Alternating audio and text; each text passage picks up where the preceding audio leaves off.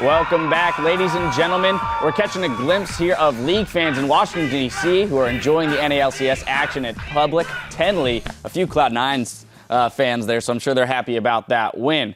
Now, on to our Twitter question of the day. First, we're going to share what one fan says about how he watches the LCS. Here's @DeadAimer, who's enjoying the action in Vegas. Remember, Summoners, the ganks that happen in Vegas stay in Vegas. And, of course, now turning to our Twitter question of the day, we wanted to know what has been the best roster addition to the NALCS this season and why. And a healthy number of fans are feeling pumped for Piglet. I am too. He's still a very good player. 2 games is not a terrible season make. I think we're going to see him do really well here. That's all I can say, right? Like we talked about it in the very beginning. He's still a great player. 2 bad games, whatever. Yeah, absolutely. Definitely not enough has been shown to make any firm judgments. No. Others were hyping the LCS's band of brothers. @BBoys says, best addition to the NALCS would have to be Avalon. First brother-brother team combo. #Synergy inbound for Winterfox. That just has a whole bunch of implications, like brothers playing on the same team. You know, what type of brothers, what type of relationship do they have in the first place? Are they, fighting with each other? Are they struggling to see who's better? What's it going to be? Right. It sounds like both those guys work really well. Yeah, it seems to, from what they've evidenced in the first couple games. If your brother played with you, would he listen to your shot calls? Yes, he would, because I was the dominant older brother. There you go. I beat him at everything. Yeah, I would say mine would because he knows I'm better at the game. Okay. I feel like that's the easy way to settle it, My right? sister's just insolent. She or maybe anyway. just whoever the coach decides is the shot caller. Yeah. And then, of course, a ton of tweets came in singing the praises of Santorin. And that takes us into our next match, Team Dignitas versus Team SoloMid. TSM are tied for first place and look to be as dominant as ever. Yeah, I mean, Santorin has proven himself to be a huge asset for the team. We already mentioned that 92% kill participation. He's really taken up the mantle of that team-oriented jungler that they lost when they lost the odd one. And, on a team where you've got people like Bjergsen and Wild Turtle, you have plenty of people ready to make plays and plenty of people going to build full damage. You need, that supportive role there. Yeah, I agree. And, of course, that has been really good for TSM. But, of course, we also saw in their game against Team Liquid that TSM are very good at adapting. When faced with a fast push, they responded. They sent Wild Turtle to the bot lane. These guys have been very sharp strategically, TSM overall. They managed to, actually outpush Nunu Janna Kate. I don't know how that exists in League of Legends, but TSM did it. So all you can do is give them props and say, dude, these guys are clearly more than the Bjergsen show. And they're in first place for a reason. That was a really good example, actually, of Turtle, because they said that it was his call. He got to lane and he saw them, and he was like, nope, I'm going to go top. We're going to try and shove just as fast. And, of course, on the flip side, earlier this week, there was a big shakeup when Crumbs, the captain of Dignitas, announced he would be stepping down and taking over would be Cloud9. I mean, yeah. Also, a lot of questions were raised when he released his video of why he left. There are 2 different visions for how to play League, him and the team. They had dissenting opinions. Now that Dignitas have been able to pick up a jungler, through tryouts, they handpick somebody who has the same vision, so they're all going to play the game the same way now, and this may be their first step on their road back to recovery. Yeah, and again, I do think it is going to be a long road. I said so about 2.5 hours ago at the beginning of the show, where it's like, look, Dig are going to take some time to go back up, but that said, they're happy about him, actually. I ran into my Elixia about 30 minutes ago and I said, so how's your new jungler working out? He's like, actually great. We're feeling really good. We have a lot more options, he said. And I said, well, who's shot calling? He's like, the new guy. It's like, you have a new guy who's never played in top tier competitive calling for an LCS team. And it's like, well, it's up to you to build the game up, make these guys good again. So Cloud9 pressure's on him. Yeah, so there's a lot of pressure on this guy. Not only is he a new guy coming into the team, but shot caller sounds similar to Rush. And Rush, took a few games to step into that role. Sure. But the thing is, Dignitas have a history of starting off new players with winning records. Like Golden Glue comes in, they win a bunch of games. They actually have a pretty good record as far as picking up new subs. They picked up the Coast guys, Shifter and Zion, crushed there. Yeah. Well, it's going to be the level of unpredictability that a first-time LCS shot caller is going to bring, I have to imagine, if they're going to come out with a win here. You remember the Kiwi Kid quote from last year or the year before, where it's like, if we don't even know what we're doing, how can our opponents predict us either? Exactly. Yeah, that's very true. I do remember that very specifically. So we'll have to see if they're just throwing curveballs the rest of the day. Well, to get us into the game, let's toss it over to Riv and Jat.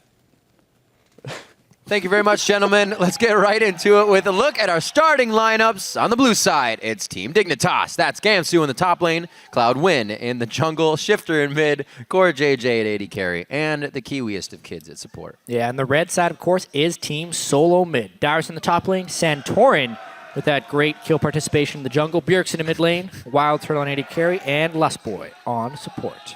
Santorin pointing and giving smiles out to the crowd. TSM being pleasers. So that's who will be hitting the Rift. But according to Dyrus, their starting lineup are only part of what goes into their success. That rule change just made our team like 2, 3, 4 times better. Instead of adapting on our own on stage, Locodoco takes all the burden, and it's like having a 6th member on the team, especially since Locodoco is such a extremely talented coach, in my opinion. We have other analysts to help him, and sometimes Reggie butts in and is like, Loco, why did you do this? This is really dumb. And that kind of puts a wake-up call in the third point of view, because even though Reggie's not really, coaching, he says things that are really simple and on point, and even though he doesn't play anymore, he really, really understands the game more than a lot of other people. So with that combined with Loco and our analysts, it's like having a whole nother team to help us.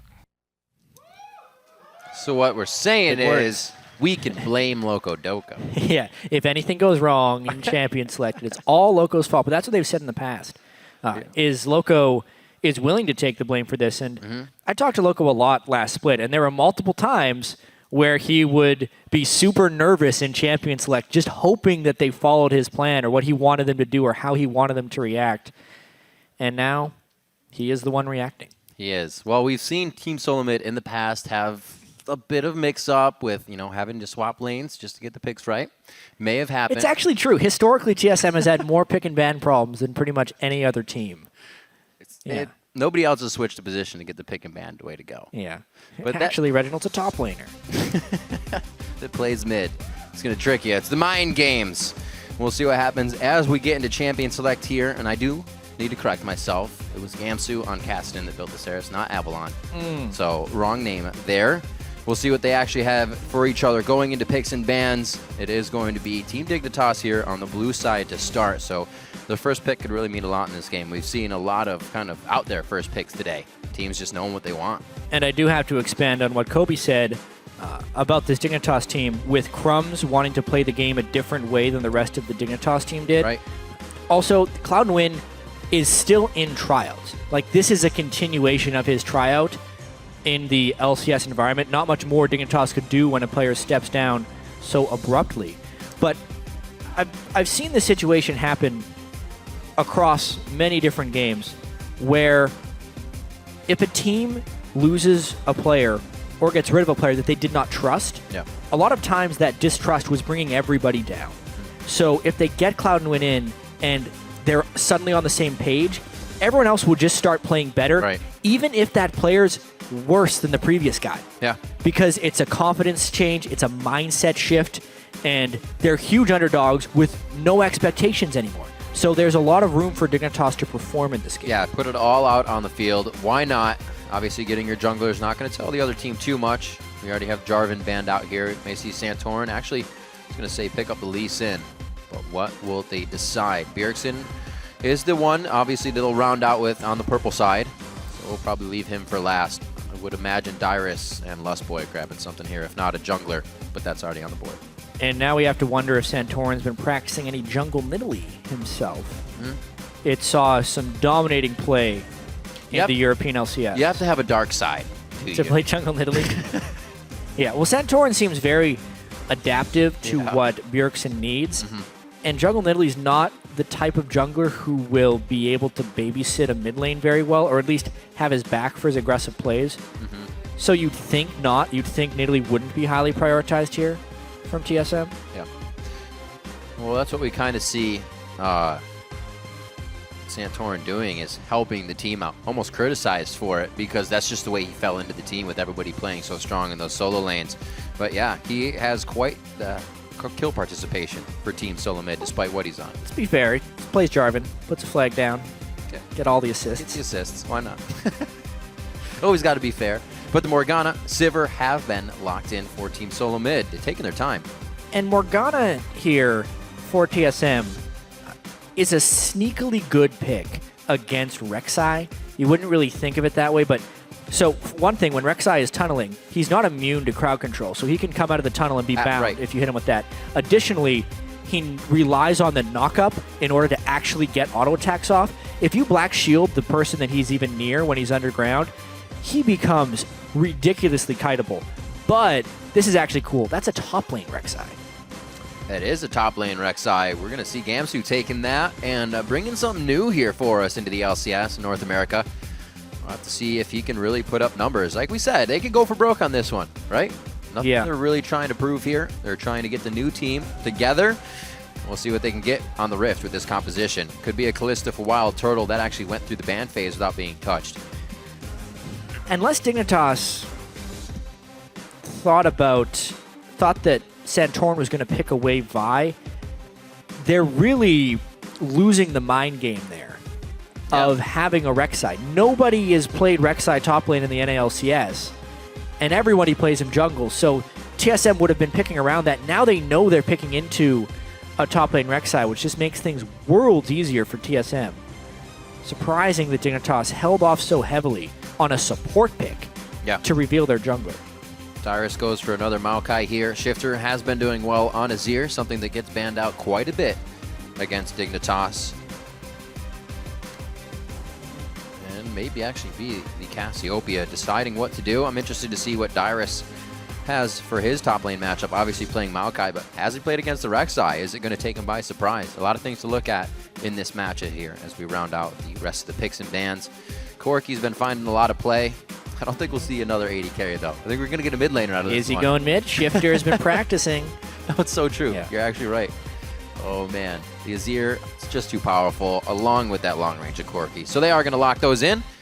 And we'll see Kiwi Kid with them actually banning out the Annie here in fear of Lustboy picking that up. He goes for Thresh, and will he do it?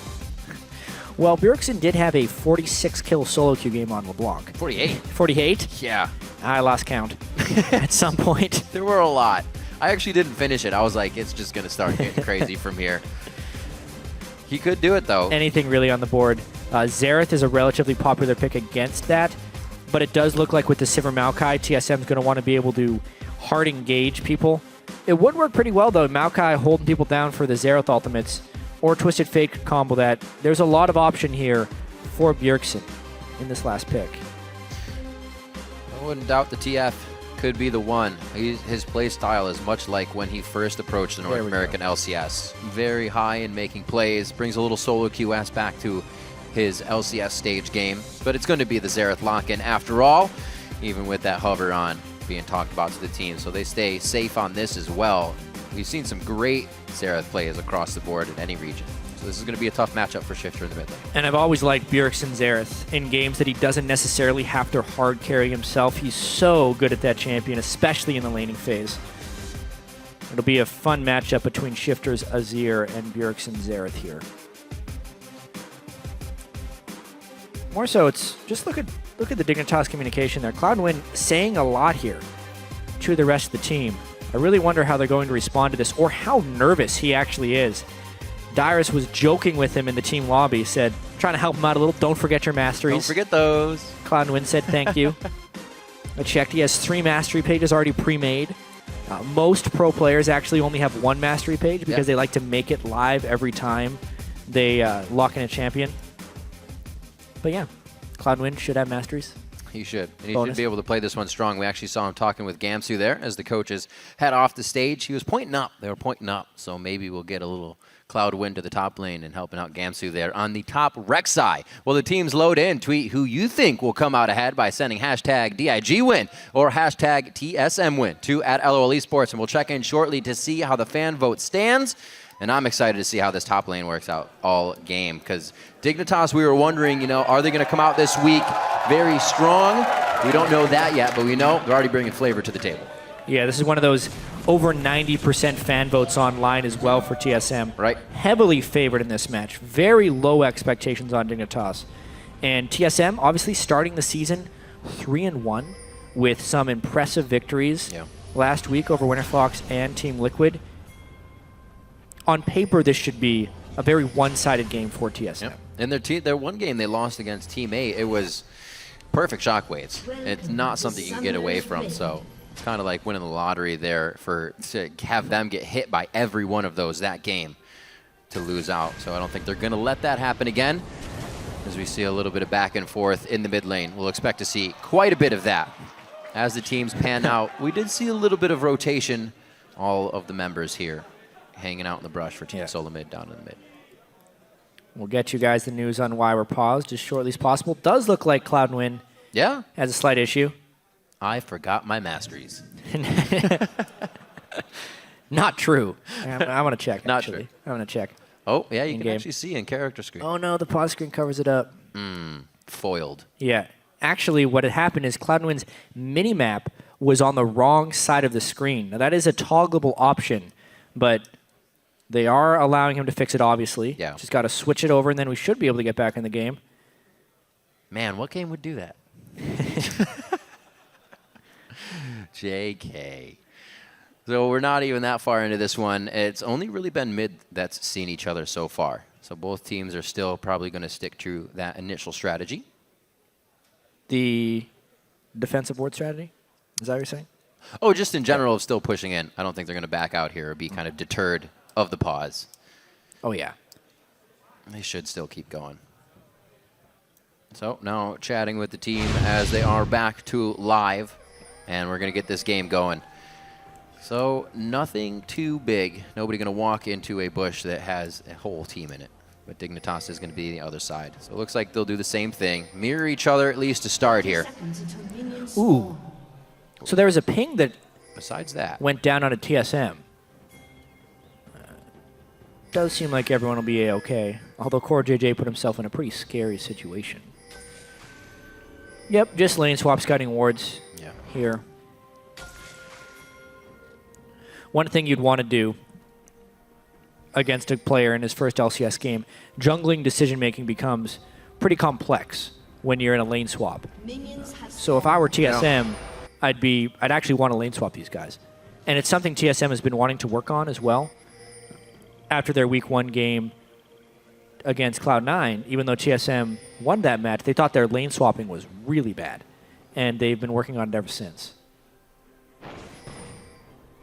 Oh, nice little damage there by Core JJ. A lot of people have been using that brush to get some extra damage on. We've actually seen in the LCK that teams will walk down and put a lane brush ward in to stop that from happening.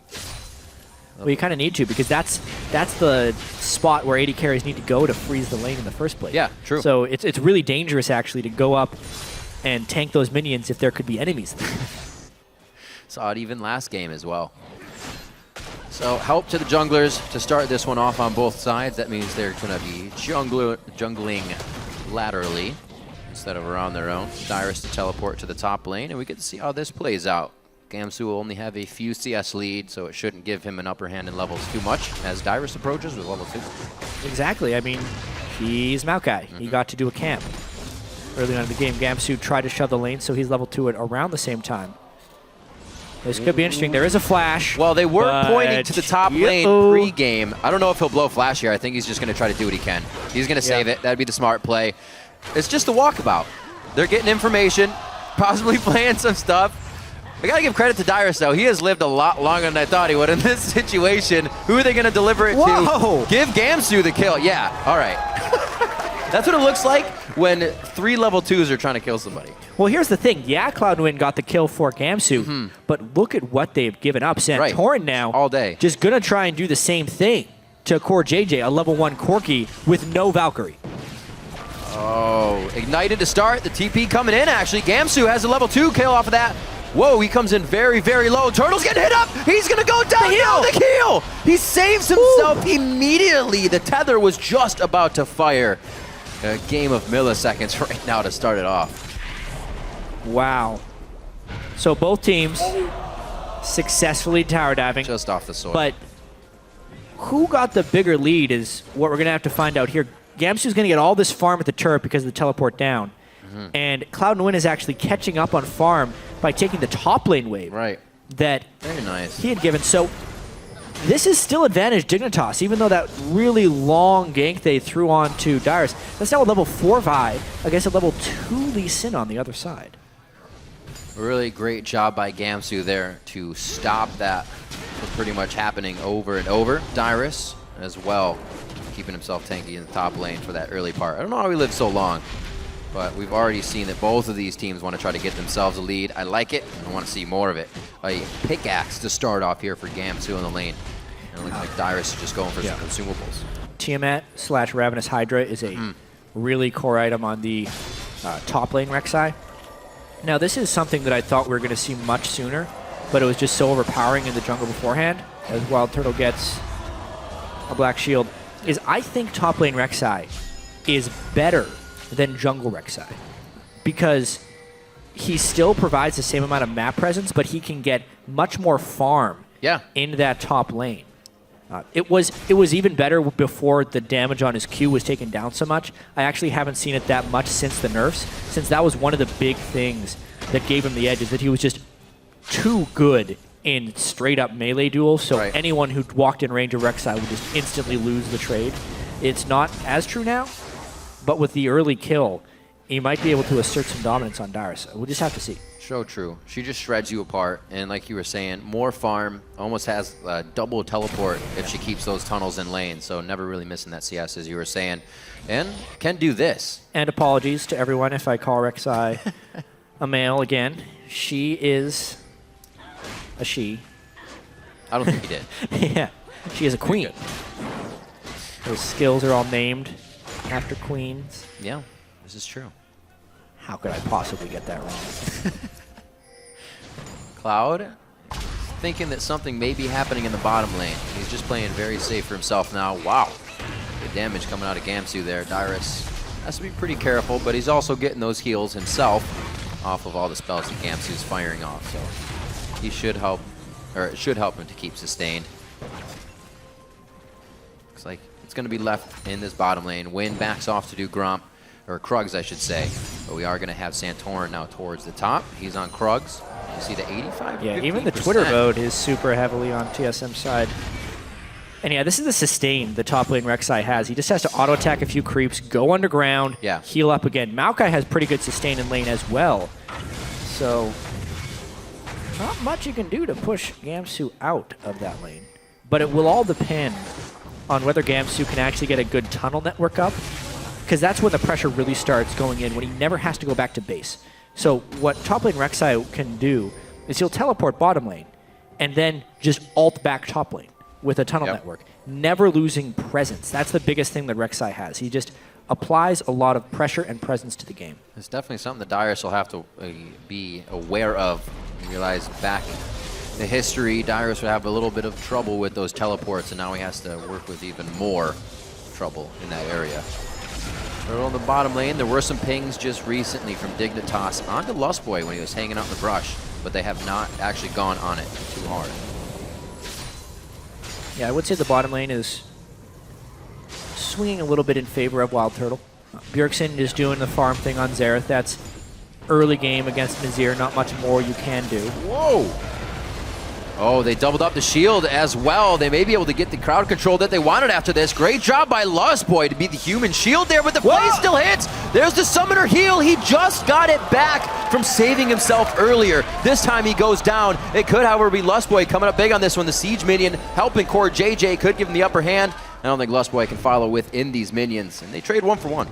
Yeah, getting a kill onto Core JJ is probably worth it at the end of the day. Kiwi Kid forever the martyr for his team when he decides to go in on those crazy initiations. Very aggressive, very risky play, honestly, because Lee Sin could have arrived for a counter gank at any moment, but he did not, and they get a 1 for 1. Luckily indeed. Good play by Dyrus. Really a top laner that has that sixth sense, and he can keep himself safe. So they are definitely putting a little bit more focus on Gamsu than any of the other lanes here for Dignitas, trying to get that Rek'Sai going to be a big factor in these team fights.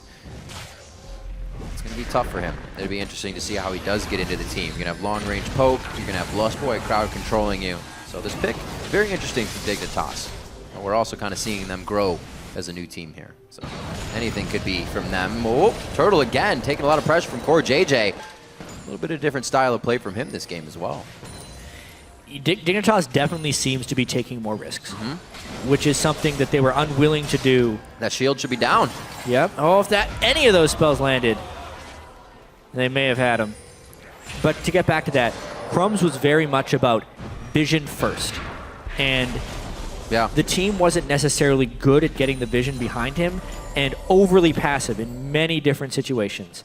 Whereas here, we've already seen from some bottom lane tendencies that vision, while important, isn't completely necessary to make a play. Risk needs to be taken for this Dig team.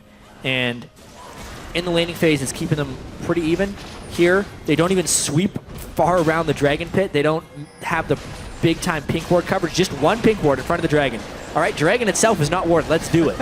And because TSM was not in position to react, even though TSM had vision of it, it gives Dignitas a Dragon.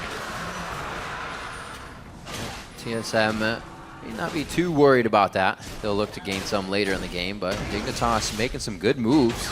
You see Skirmisher Saber actually being picked up by Cloud9 here onto Vi. I've seen that a few times in the European LCS. Not too many junglers have going for that item, though.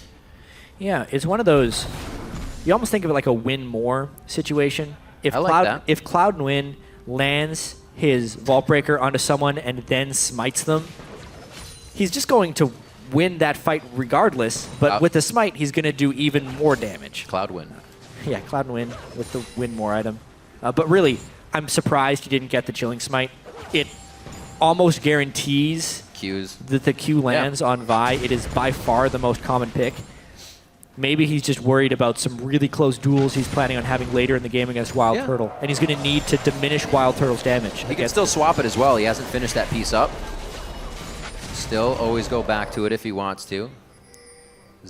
We'll see what Shifter's trying to get in here. This is the control. Now they're trying to use it and gain an advantage. Oh sneaky Santorin right into Bjergsen, but looks like he couldn't save himself here. Cloud9 gets out safely. Oh, one more shot. Still going down. Bjergsen keeps himself alive, and Shifter can't put out the damage necessary just yet. He's now got himself in a bad spot, but Dark Passage to the light. Kiwi Kid helps him out. Definitely a much more active Dignitas team than we've seen yet this season. Just a bit. The deep jungle invade there by Shifter, who goes all in to try and save Cloud9 in the jungle. It doesn't quite work out. Bjergsen outplayed there with the help of Santorin, and they end up getting the one kill. I don't know about this fight. Dyrus have to force the flash. It's going to be the flash from Gamsu. He should be able to finish this one off, and he does so. Dyrus, I kind of saw that coming in the beginning, but he still tried to take the fight. Jeez, and that was with Gamsu sitting on 2,000 gold. He's going to be coming scary. back with a whole bunch more damage. We'll see if Rek'Sai gets to have a big impact on this game. Dyrus, that early gank sometimes sets him far behind. That's true. A lot of times when Team SoloMid would be playing against anybody, it'd be Dyrus, pre-6, go after Dyrus, take him down, hurt the team, and it looks like Dignitas is kind of taken to that this game as well. Definitely giving Gamsu a better one at that. We'll see this invade once more. Yeah, I mean, pretty heady play there by Santorin. He had the scout from smiting it earlier, so they get to see Cloud9, and then being able to queue back over the wall into the Bjergsen stun was huge. And this is where it got really interesting, because Bjergsen landing these spells, I thought when he opened up to ult, Shifter was just going to kill him with the soldiers, because Bjergsen ulted straight on top of auto-attacking soldiers, but he knew he had his heal. Bjergsen knew that he had backup coming, and he ended up having to burn his summoners for it, but he secured the kill, and then even burned an extra flash from Shifter. Really, whether it be early or not, his purchase of Scrying Orb helping to secure that kill with fast fingers, putting it over the wall and keeping vision of Cloud9. A little bit more falling in favor of TSM, but it hasn't given them anything in the area of a big gold lead. Only 400 there, still dragging over to Dignitas, and we've seen TSM, I think, what was it, 3 dragons to Cloud9 in game 1, and they were still able to come back. So it's not big to let those go. They're happy to do so. Morello Namicon finished up for Bjergsen. Maybe now with that Athene's finished up, Shifter could have put out some big damage. Would have helped a lot in that last fight.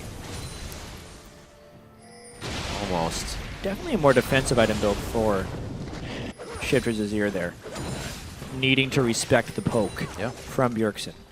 Because basically, even though Morello Namicon is just great on Azir for so many ways, if he gets Maokai rooted and Xerath uses 3 ultimates on him and he has Morello Namicon, he's instantly dead.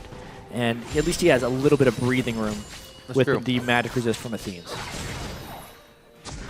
Kiwi Kid's throwing out a lot of hooks. Gonna hit one of them.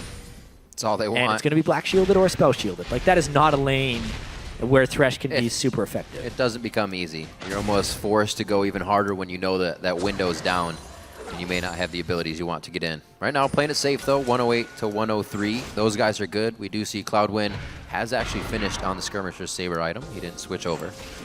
It's an interesting buy for him. The guy likes to fight. Can't blame him.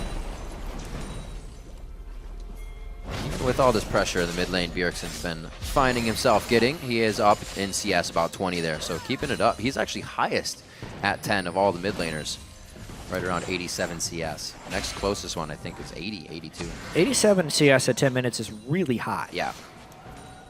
He's been having a fun time this year. Still waiting for the pressure. Junglers are happy just going through, farming it up. 56 to 61 in that sense.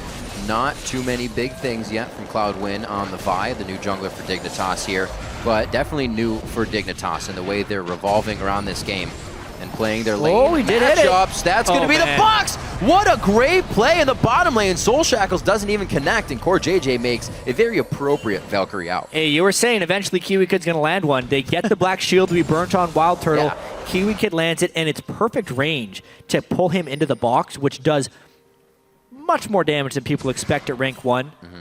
Enough to burst down Lustboy. Yeah, 250 magic damage from the box. Yeah, especially on the support. That's going to sting. Santorin, they're looking for something crazy here. He's just sitting on Raptors. Ward over, and he's going to kick Shifter right into his stun. Nope! So shifting sands. Actually, So that was the plan. Yeah. It just didn't work out that way.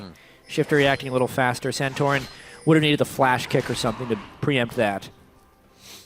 That's tough, though. Always looks like Azir could be the guy to get, and then he just disappears. Oh! Turtle now. Oh, they go for the flash on that one. Oh! He flashes then, but there's just too much lockup. I don't know. I don't care how many shields you got. They got that Time on for a point. party down there. Great flash by Turtle there to avoid the initial power fits there by Cloud&Win, but he couldn't avoid the rest of it. He was just ganged up on, and he had no Lustboy for help. This could be another dragon. Oh, there's the scrying orb again, and it comes up big once more. Well, that makes this dragon a bit of a complication. Teleport's coming in from both teams. Uh-oh, this is going to be one heck of a fight. Team SoloMid looks to be on the upper hand in health bars. Can they organize the damage accordingly? Gamsu gets locked up. He's the one that wants to be free and doing damage right now, but he's forced to run out of this one. And they can still poke even outside the range, so Dignitas can't even stay there to think about dragging. Yeah, Bjergsen coming in at just the right time on that Xerath play, being able to finish off Shifter as Dignitas was taking the dragon. That is something that Dignitas couldn't account for. Especially for Cloud&Win, who's coming in as a fresh shot caller. It was a great gank bottom. He's like, all right, perfect. You know, Lee Sin's around. He used his ult mid earlier. Let's go do this. And the mid laner just dies while trying to get a catch. I think the team may have been going in there, but even with the flash being burned, getting hit by both non-flashed Xerath ultimates, it's just a prediction dance. You gotta do the safety dance, and Shifter was unable to. Yeah, looking at that, I thought he was going to come down river and take out Lustboy, but he 1v1 Bjergsen, who he's actually been not winning 1v1s against all game. A little different. Soul Stealer for Bjergsen this early on in the game. I actually looked at the supports when he said that, so Yeah, I know. that's a little different. A couple things about Soul Stealer. Feeling good. Because Rockhat is a team who's been doing a lot of it. Nuke Ducks built multiple good Soul point. Stealers. They built Soul Stealer on Jungle Nidalee. When you buy it, it is actually not a bad purchase. It's just under gold efficiency. So as long as Bjergsen decides to stay safe and is trying to capitalize on his edge that he has right now, it can turn out to be a really, really important purchase. But it's nothing if not a risky one still. Like, it's not as bad as it used to be, where it would start with no stacks. Now that it starts with 5 stacks, it's decent amount of power. It delays his other core items like a Void Staff or a Death Cap, which is the bigger investment. We'll see what happens. TSM is creating and keeping those options open with some forward wards, so Bjergsen can start to stack that, assists or kills. It looks like Dignitas of old, dictating the quick mid lane turret there when they have the chance. TSM knew it was eventually going to go down, so they're appropriately trying to push these side lanes here. We're going to have Wild Turtle go back to the top lane. At this point, usually mid-game for him is Farm Fest. Let's see what Core JJ can get himself up to as well. They look to drop the bottom lane here as we're 5-4, just coming up on 20 minutes, and definitely a different Dignitas. These guys are looking better. It's true. And it's good to see. Yeah. The road to recovery maybe starts here for Dignitas because they were looking awful in their first few weeks. Right. But they appear to be more on the same page and willing to take risks, which is honestly more punishable of a play style. But if it works for you, it works for you. Many more hooks thrown out from Kiwi Kid. They seem to be playing with a bit more freedom here for sure. They might be able to push him out this next one and grab the wave. Good old Team Dignitas. They're sticking right with TSM here. It's going to really hinge on whether Bjergsen gets these kills coming through. Unfortunately as well for Team Dignitas, Gamsu is going to be start falling behind. He didn't provide a huge amount of map presence outside of that one kill. Got a bit of a turret race going on here though. Azir in the mid lane, 3 people in the bottom lane for Dig. Well, we know Azir can take down turrets quite fast. It looks like TSM will decide to give up a little bit to make this happen. We thought this game would actually start with Cloud Wind taking a lot of aggression in his jungle, being the new player. But Dignitas has kind of avoided that and now getting a game of what they want. Dropping that last inner turret on the bottom side of the map. They gain a little bit more control. Definitely helps their team being pick-oriented with that Vi, with those hooks coming in. They can get the wards necessary now. 3 turrets down, and surprisingly, the top lane turret from Rek'Sai, the only one yet to fall, even with his massive turret network. He can get up there, but they've made sure somebody's actually always been up there as well. You might have tunnels all over the place, but they know what it looks like. Now moving in, TSM thinks they can get a little bit off of this, knowing Dignitas just dropped one of their turrets. They're using these windows quite well to just walk safely. Missing some pink wards though, so Dignitas is actually privy to this information of their jungle being completely warded out. A scrying orb as well onto Wild Turtle, maybe for assistance onto Bjergsen's ultimates as well. We'll see what Dig can do to kind of set up a defense now. This will be TSM really putting them to the test. A minute and 30 onto Dragon. That could be Team SoloMids for number 2. Oh, charging up. They were hoping for some ward invades by TSM there. Trying to preempt a TSM invade, but most of this is just going to be set up. Cash 5 money. gold at a time. Yep. Clearing those Rek'Sai tunnels. Just enough gold to make you feel good, not enough to matter. That's right. And purple Fruit Loops are the best one. Delicious. So, good clearing by TSM. I love these ward battles that starts out before the Dragon. Who's got better ward game, man? And one. TSM looks like they're going to be able to set up push control at least. So, this is going to be hard for Dignitas to walk into this fight, especially with Bjergsen on the outside. If anything, Dignitas needs to be able to parlay this into a turret of some kind. They can Rek'Sai ult down if they want to, which would force Darius to teleport, and then if TSM would end up winning the fight, then teleport back to the top lane. But TSM beat him to the punch. Ooh, timely flash, but now that's down. Only makes things harder. Dignitas, one thing that's definitely happening better for them this game is the kills are on the right people. It's not Kiwi Kid picking it up on Annie. Definitely helping them to stay in these TSM fights. really wants to poke with Bjergsen first.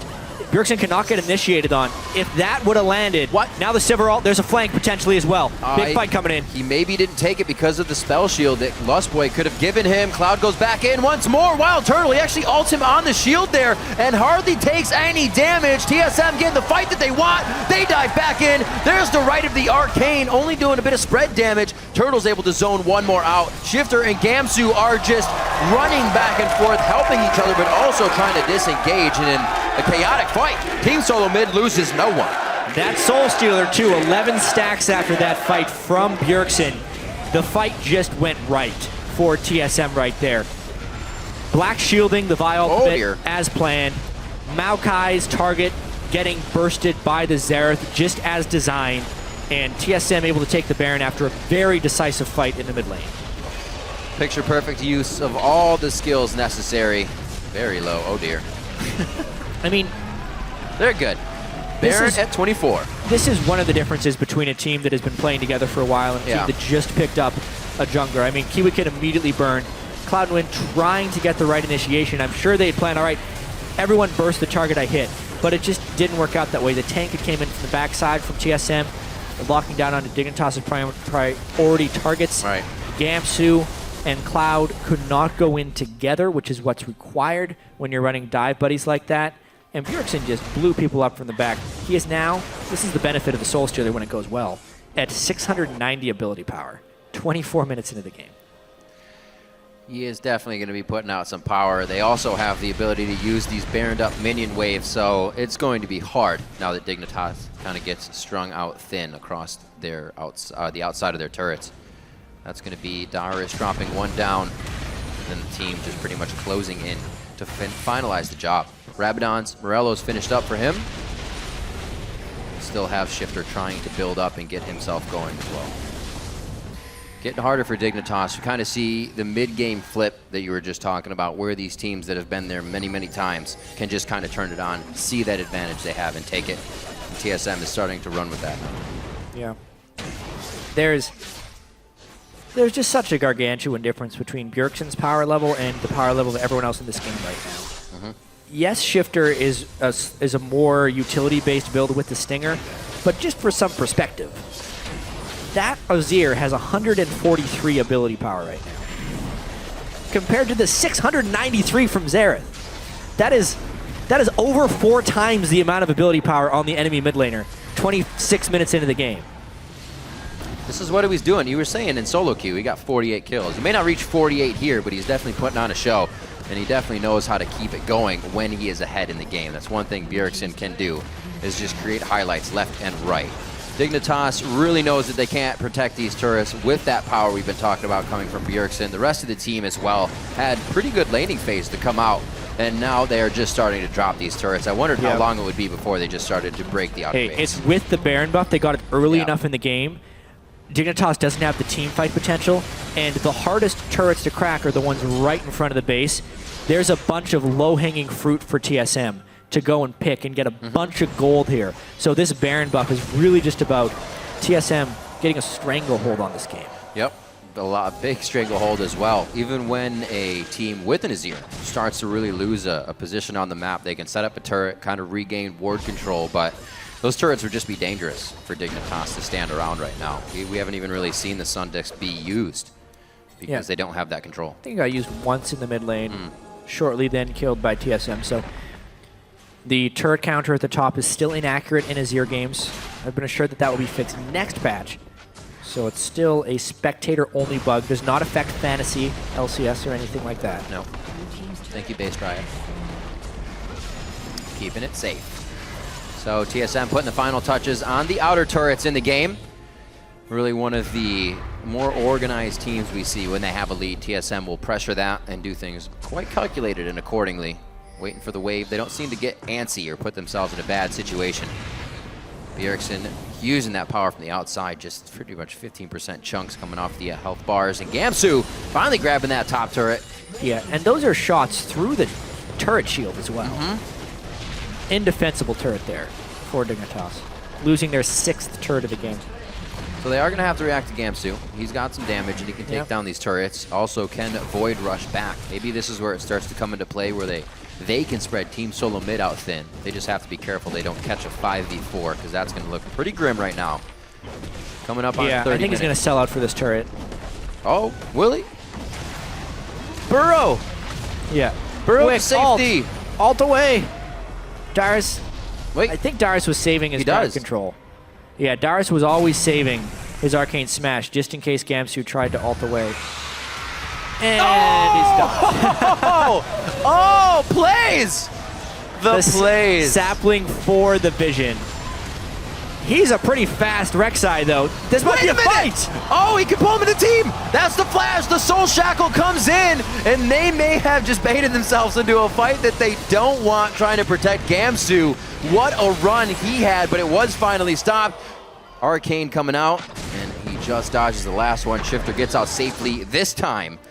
But man, what a fight, and it just shows TSM's catch power as well. Yeah, I definitely appreciate the effort there from Dignitas. Gamsu, really hard man to kill there on Rek'Sai, but even when Azir came in for a beautiful wall against the side of the map, there just isn't enough damage out from the rest of the Dignitas team, and far too much from TSM. Sivir ult, Sivir Ricochet, and of course, the now 13-stack Soul Stealer Xerath. Pretty effective, that health gain. Spirit Visage on Rek'Sai as he dives into the ground.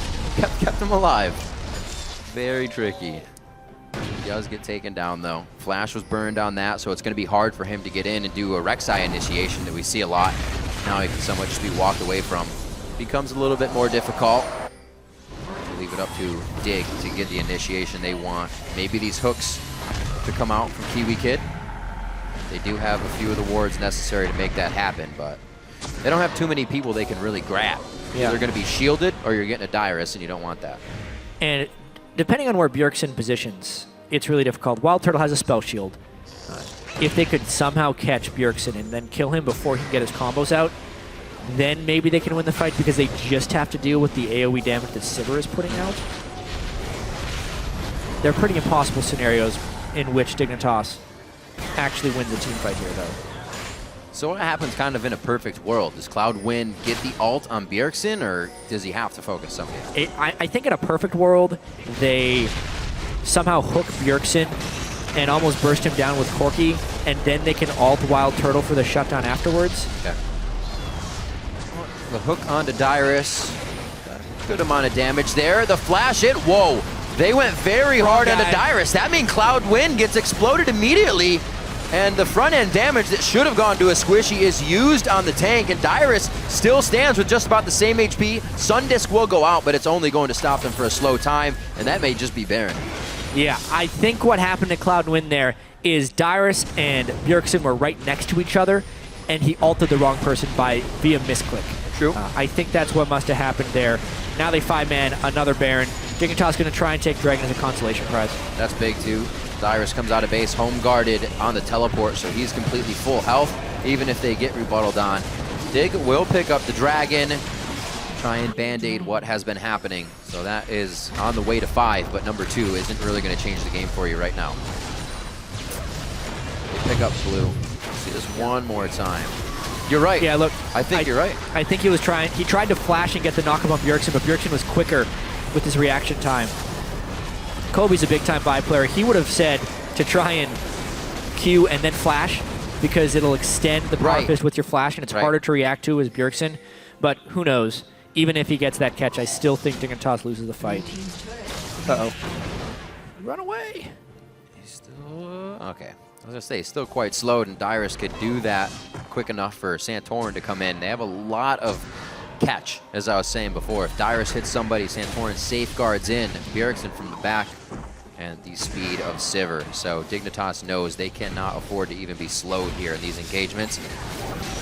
That's Lost Boy. That's huge. That's going to be big. A good flash out, though, as he cannot follow up with the damage. Oh, man. They have Santorin on the other side, but it's not going to do him too much here. Even Shifter, a little lack of damage as he was not able to get going this game. Good dodges, though, however, now with Boots 2, and that becomes a little bit easier, but their base is getting taken down. That's what it's all about. Too little, too late with those dodges. The base gates will not save them against Elysin, and the artillery shots of Xerath. Half a Shifter's health with 1 Q.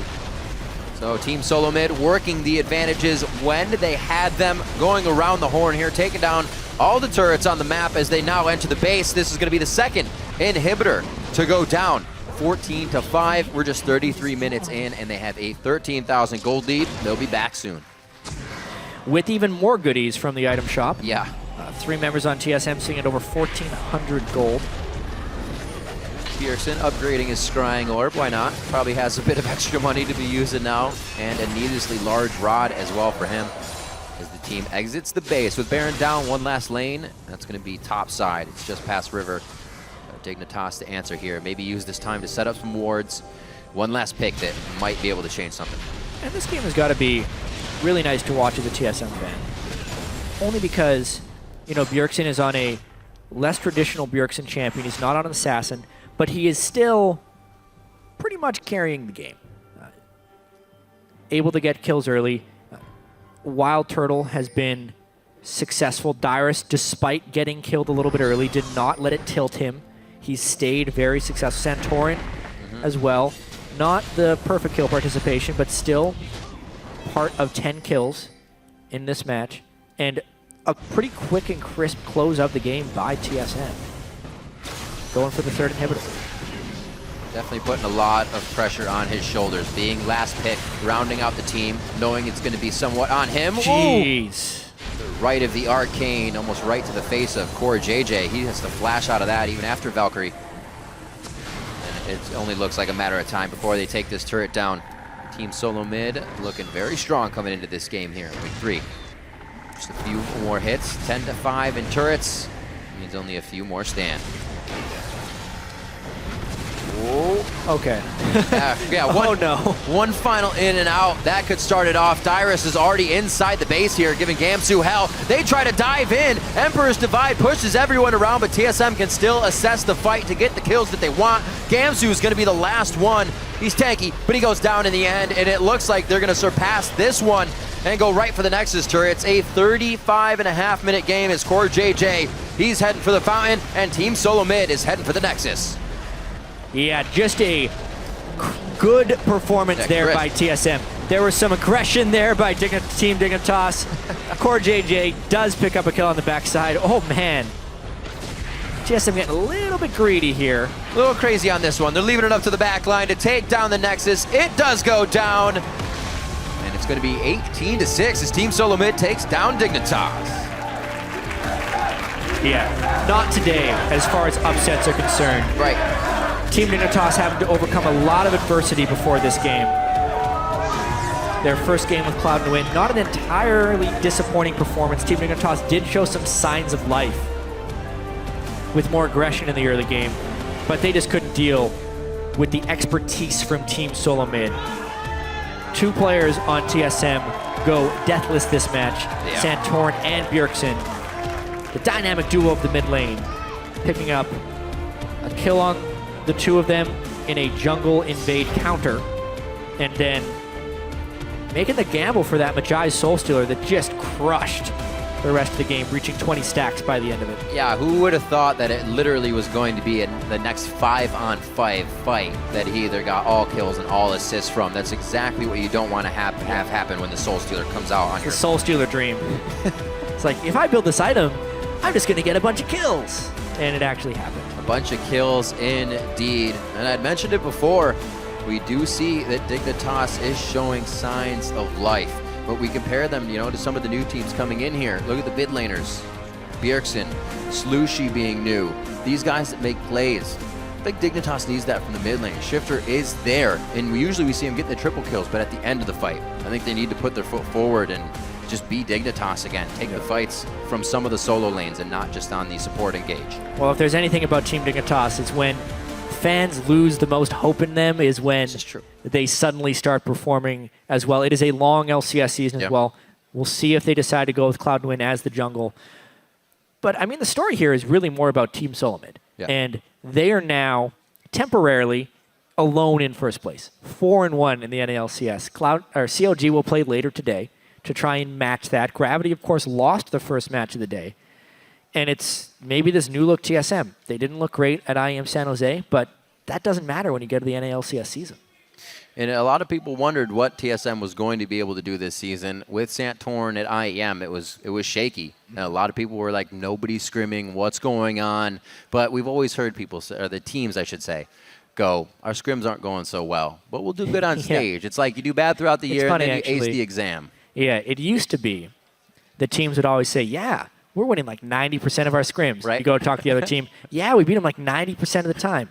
And now it's almost because all those scrim results would create really large expectations, and all these guys are trying to downplay their expectations. Scrims are not going well. I wouldn't expect too much out of us this week. But then they go and perform well. Who knows with those scrim results?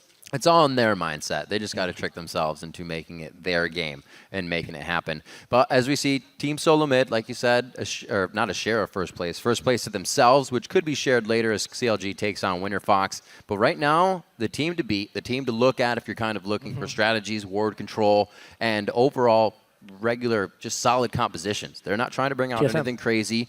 Their picks and bans are solid. It's pretty much what I'm trying to say. And then they can go through with a level game. They don't have to go crazy because they know the strength of their team. Yeah, it's going to be an interesting progression from them.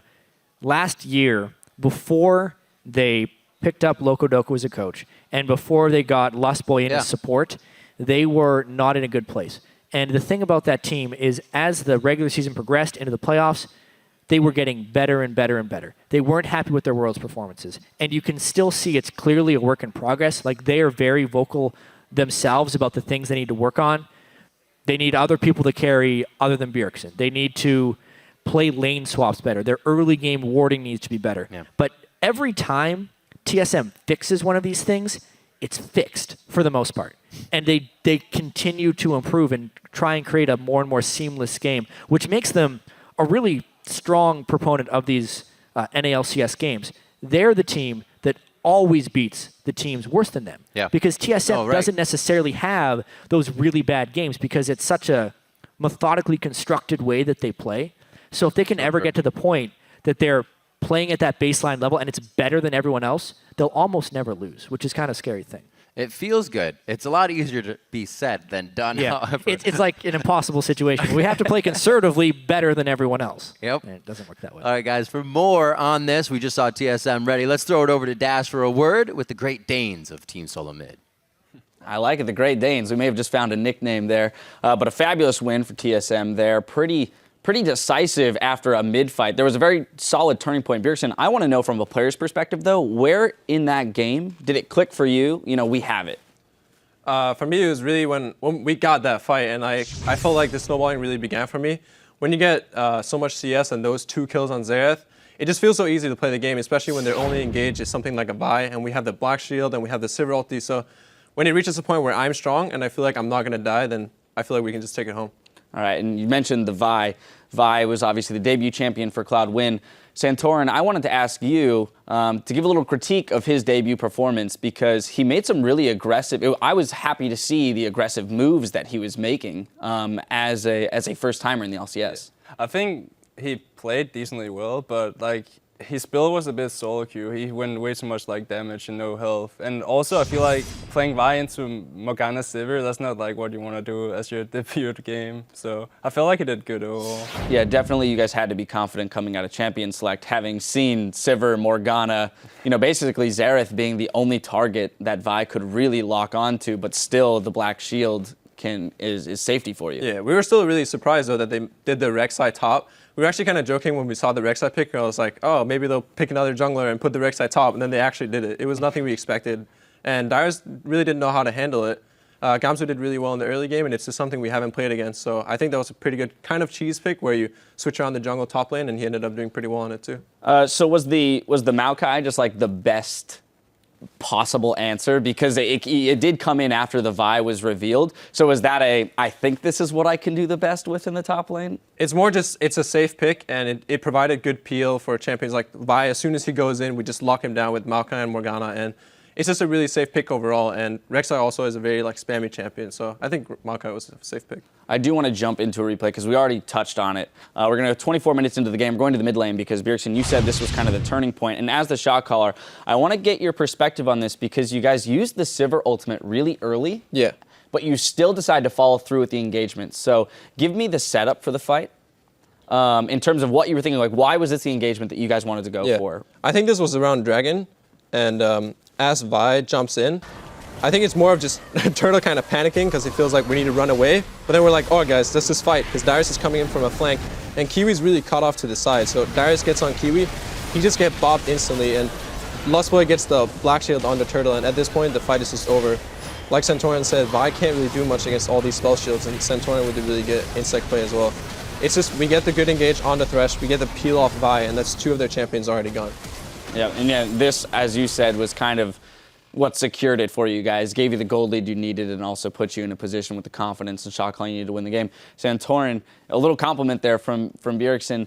I do want to ask you about, last time you were on the desk, we touched on the transition from a playmaking jungler to more of a supportive type jungler. Now I want to dive a little bit deeper into that and talk to me about the actual, like what the process was, because changing playstyle can't be that easy. Yeah, in the start it was really hard because I always want to like go into the enemy jungle, try find the other guy when we want him, but it's like on this team it's more about like scaling and going to late game. So I'm just like warding up. If I can get into the jungle, I'll get it and get wards in there, but it's not like I'm just gonna go 1v1 every single time in the jungle as I did beforehand. So that's like one of the hardest things I had to like adjust. Well, you haven't died in 3 straight games, so I have to say you're doing it pretty well. You as well, Bjergsen, 0 deaths across the board, barring 1 game, but very solid KDAs coming out from both of you. Do you find too, Santorin, that being on a team of veterans and with a coaching staff that is so proven at this point, you know, much success found in the summer split under Locodoco's tutelage, that you have the structure and the building blocks to grow and evolve better as a player in this team than any other? Yeah, I feel like even if we have like some days where we struggle and stuff, I feel we take it like really slow. We're just like, it's gonna be better. We know how to build up again. So I never feel like we don't know what to do. Like if we have a bad game, we always know what happened. Whereas on some other teams I played on, we didn't know what happened, and we just like, it's just a bad game, go next. So that's like one of the biggest parts for me, at least. Yeah, I think one thing that's really good about having such a coaching staff is that we always know how to come back. If we feel lost in practice, we always figure out what it is we need to improve on. We watch our replays, we have analysts watching other regions, locals watching other regions, and we just have like, we always know how to practice. Like if we're lost, we always know how to come back. I think that's really good when you're in the LCS. All right, I do want to talk a little bit about the fact that we're watching the early game kind of evolve back towards this lane swap that we saw a lot in the summer split, which means that the middle lane is put on an island. And you find yourself in 1v1s quite often. And again, as evidenced by score lines and your guys' record so far, you're doing just fine on your own in the middle lane. What do you attribute your success to in those 1v1s? 1v2s can go either way. Either they're the island, like you said, and they just do 1v1, or it's just where everyone keeps ganking all the time. So it really depends what kind of team you're playing against and where they really put the early pressure. But I think learning the 1v1 it's just playing a lot of solo queue. Like you play the 1v1 constantly and you learn all the matchups, and when you know the matchups by heart, you know when your power spikes are, when you need to play aggressive, when you need to play safe. And I think that's really where I learned the matchup, is that I've just played so much solo queue throughout the years. In those 1v1s, looking under the scope of the LCS, which player on your opposing teams gives you the most trouble? I think right now, the players I have the hardest against are probably Link and ProBelter.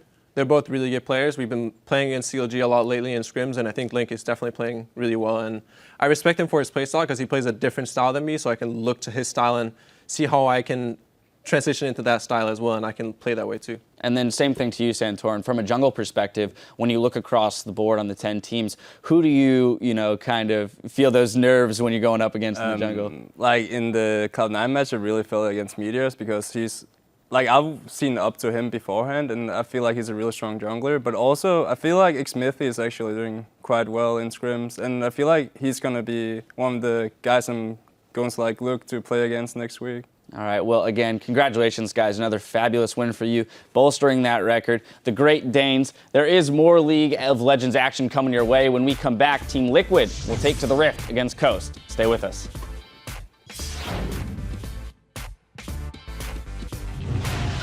Is that you, Bjerg? Who? The LeBlanc. LeBlanc. It's a freak, dude. LeBlanc. Really? I like it. Oh, that picture. I like it. I did not need to see that. Whoa, he comes in very, very low. Turtle's getting hit up. He's going to go down. The heal. He saves himself. Oh, Gamsu. Solo kick. Yes! Nice! TSM getting the fight that they want. They dive back in. There's the right of the Arcane. They try to dive in. Emperor's Divide pushes everyone around, but TSM can still assess the fight to get the kills that they want. Team SoloMid takes down Dignitas.